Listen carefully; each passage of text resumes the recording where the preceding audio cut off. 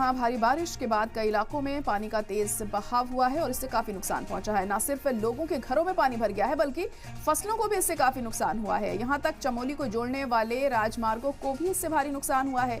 तेज बारिश से हुए नुकसान का आकलन करने के लिए पौड़ी से स्वास्थ्य विभाग, तहसील प्रशासन और आपदा प्रबंधन विभाग की टीम के साथ अन्य टीम मौके के लिए रवाना हो गई है।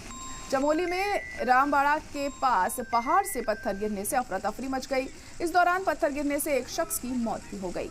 तो भारी बारिश के चलते उत्तराखंड में खासी दिक्कतें लोगों को पेश आ रही हैं। कई जगह पर लैंडस्लाइड भी हुआ है। तेज बारिश के चलते काफी नुकसान लोगों को उठाना पड़ा है।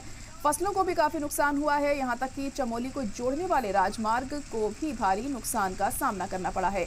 तेज बारिश से हुए नुकसान का आकलन करने के लिए पौड़ी से स्वास्थ्य विभाग, तहसील प्रशासन और आपदा प्रबंधन विभाग की टीम के साथ अन्य टीम मौके के लिए रवाना हो गई हैं। चमोली में रामबाड़ा के पास पहाड़ से पत्थर गिरने से अफरा तफरी मच गई। इस दौरान पत्थर गिरने से एक शख्स की मौत भी हो गई है। तो उत्तराखंड में कई मकामात पर बारिश हुई। चमोली जबट्टा खाल में भी ये बारिश हुई है। बैजरों इलाके में भारी बारिश से खासा नुकसान हुआ है। तस्वीरें देखकर आप अंदाजा लगा सकते हैं कि किस हद तक ये बारिश यहाँ पर हुई और इससे काफी दिक्कतें लोगों को पेश आई हैं। और लैंडस्लाइड में एक शख्स की मौत भी हो गई है।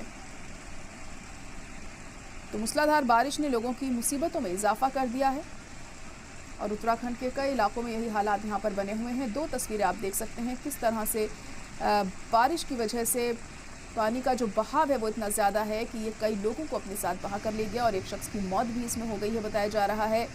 स्टेट हाईवे 32-30 मीटर तक बह गया है। मूसलाधार बारिश ने लोगों की मुश्किलों में इजाफा कर दिया है। तेज बारिश से हुए नुकसान का आकलन करने के लिए पौड़ी से स्वास्थ्य विभाग, तहसील प्रशासन और आपदा प्रबंधन विभाग की टीम के साथ दूसरी टीमें भी मौके के लिए रवाना हो गई हैं। हालात का जायजा लिया जा रहा है और पता लगाने की कोशिश कर रही है कि कितना नुकसान हुआ है।